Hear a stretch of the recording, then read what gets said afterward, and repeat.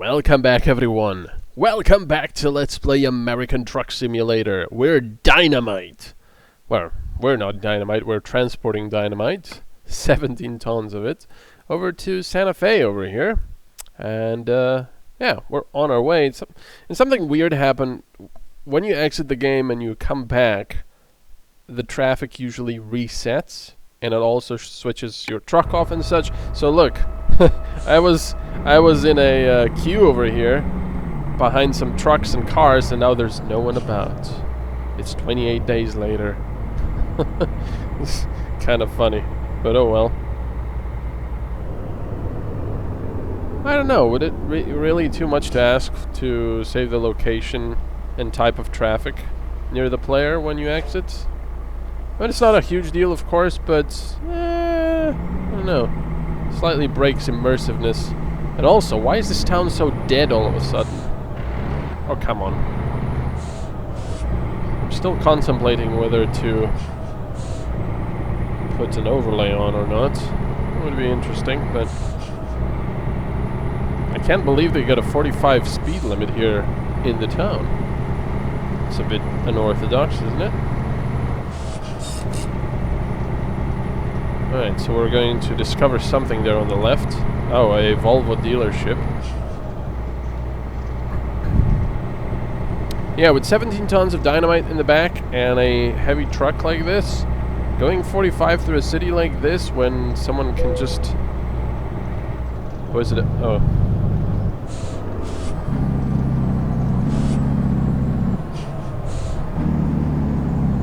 Yeah, when someone can just jump out from one of the side roads, I wouldn't quite trust that. Thanks for that. I had to stop and lose all of my momentum. That was nice.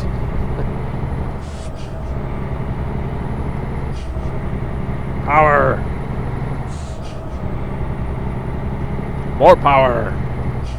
I know we're turning right there, but still, power! Can never have enough power. Cooper. Stay right, and then turn right.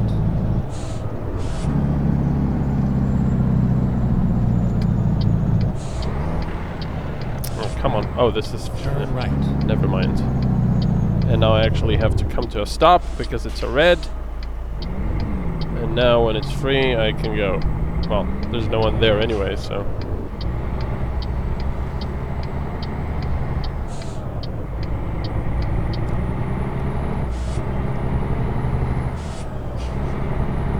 Chevron. We don't need any fuel at the moment.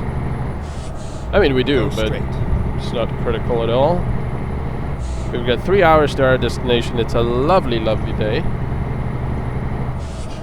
Very sort of empty town. I'm not really talking about the traffic, but more about... There's not a lot of buildings around, but they have some pretty big roads. It's quite interesting. Love the environment, as always. Power! Well, truck is getting back up to operating temperature. Actually, I never checked. Is that the operating temperature already? I guess it is. So it's, what, like 180 Fs? Yeah, 190 Fs. Yeah, 180.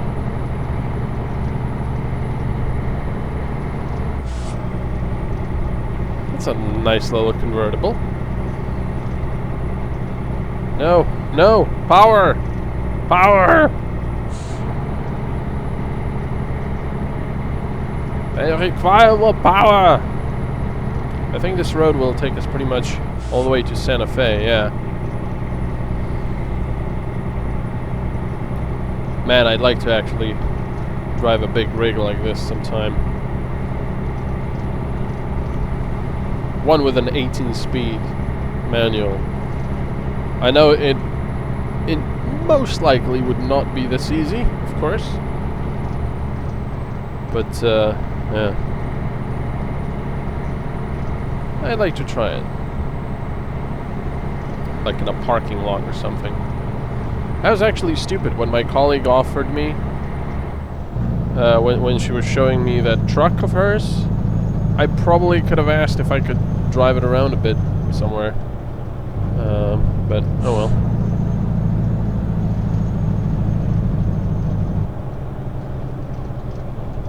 Oh. Well, there's something happened there on the other side. Let's slow down a little bit.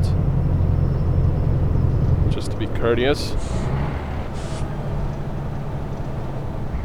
Well, other people are speeding by.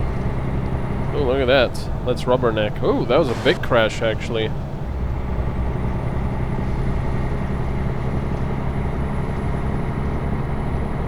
I'm happy they added that stuff. It adds a lot to the immersiveness. It's such a bizarre thing, isn't it? I mean, I think they're pretty successful with these simulator games, the truck simulator games. Who would have thought, right? But you'd think, oh, that's going to be boring. But they, you know, ever since the first game, they did a very, very good job of making it enjoyable and immersive. And I was checking the Steam numbers. You know, if you Google Steam game numbers, for example, you will get a site. I cannot remember exactly what it's called, Steam numbers or Steam telemetry, there's something like that. And you can search for all the games that are on Steam, and it'll show you a historical graph of how many players there were, average and peak players. And it's very interesting. And if you look at, I don't know, games that you like, and then you see that it's quite depressing because there's very few people playing them. But then you look at a game like Euro Truck Simulator 2, and there's thousands of people playing this game, even after all these years. It's insane. Not really quite as many playing American Truck Simulator. Again, it's odd. Why not? But I suppose it's because a lot of people that have been enjoying these truck simulator games are playing the European one for a while now. They've got all their progress there, and there's a lot of content for the European Truck Simulator 2. But then again, this game has been constantly getting DLCs and updates and stuff, and there's quite a bit now. It's very enjoyable. But yeah, not even a shadow of how many people are playing ETS 2. But anyway, yeah, it's quite an interesting site because you get a fair few, at least I did, a fair few surprises. Look at this environment, by the way. It's lovely. Like, for example, if you look at I don't know, a fairly successful game like Planet Zoo, for example, and has a few thousand people playing, but then you look at an indie game like Rimworld, and holy moly, Rimworld is just wiping the floor with a lot of them. They have thousands, I think tens of thousands of players, even after all this time, even after release, and you know, they deserve it.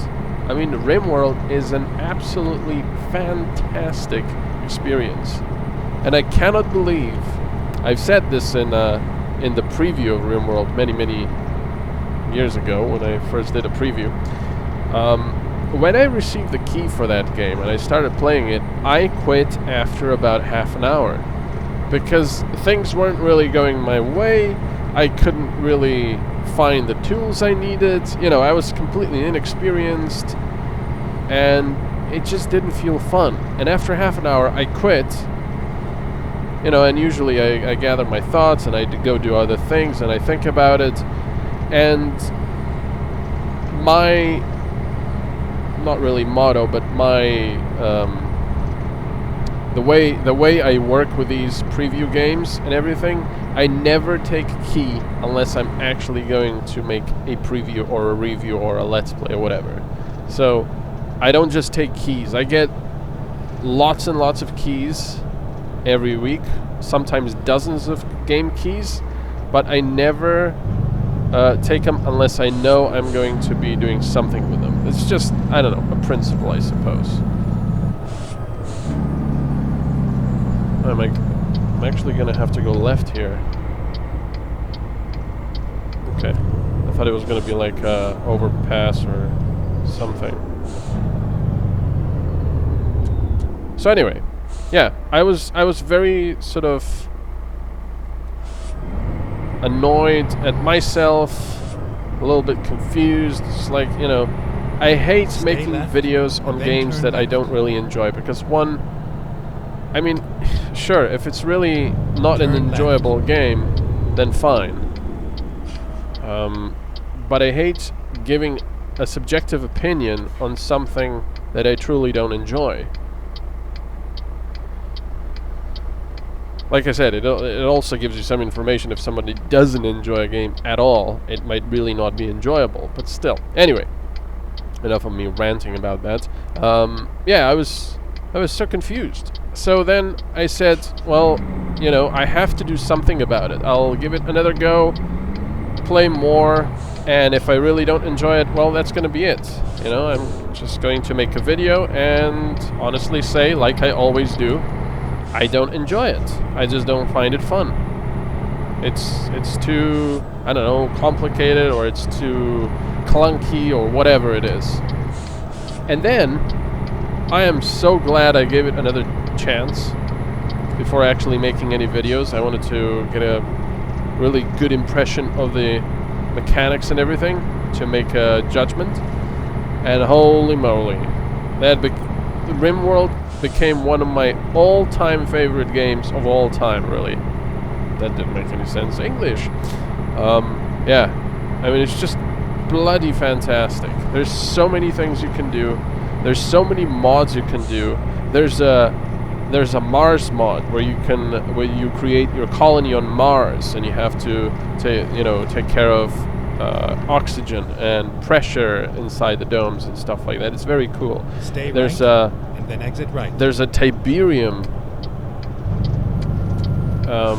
a Command and Conquer mod where you've got Command and Conquer factions and Exit Tiberium and poisoning and dangerous Tiberium animals and stuff. It's just, there's so much you can do with that game. Stay it's left, ridiculous, and then turn left. and it's a lot of fun. Turn left. I've spent hundreds of hours in that game. And if you haven't tried Rimworld, take a look at it. You might not like how the graphics look, but trust me, they're actually fairly complex and nice once you start playing and you see how everything works. It's just loads of fun. It really is.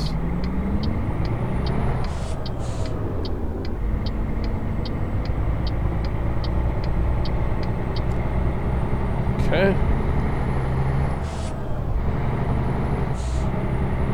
We're going left there, so I'm just gonna stay here on the left side for now. But yeah, it's that side is really interesting. Gives you a pretty good idea of just how difficult it is to actually have a game Stay left. be successful turn these left. games. It's kind of depressing, really. I mean, for example, Warhammer 40k Mechanicus, a game I enjoy quite a lot, and I think it is brilliantly done with a small-ish team.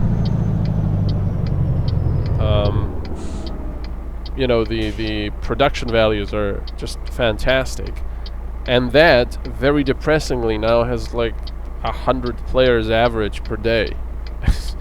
It's like, what? Seriously? So yeah, it's quite interesting checking things out on that page. I do suggest it if you're bored and you want to check out how your favorite games are doing.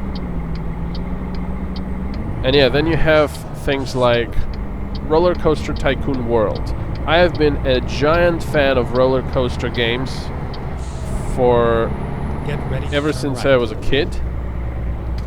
Turn right. And I played a lot of them, especially the first original Roller Coaster Tycoon. It was brilliant. But this Roller Coaster Tycoon World I actually bought full price on pre-order, and I have never ever played it. That was my biggest mistake purchase I have ever done in my life, games or otherwise. Well, no, actually games related, yeah. Rough road, use extreme caution. I have never ever played that game because I saw what a train wreck it had become. And I was gifted Planet Zoo by Jesdimal, and that's just such an enjoyable game. I never got down to Roller Coaster Tycoon World. But yeah, if you look at Roller Coaster Tycoon World's numbers of players, oh man, no, that is depressing. I feel bad for the developers, but apparently that game is so buggy and so horrible, it's just not worth it. It's depressing to see what the roller coaster franchise has become. Apart from the whole, we do mobile stuff now. Here we are, safe and sound. Oh, it's one of these little things can be a bit of a problem. These little railings on here, but I took it wide, so we're fine. Alright, we have to park it over there. We just drive in. Unfortunately, it's right there by the edge, so hopefully the trailers are going to be straightened up by the time. Yes, they will be. Alright.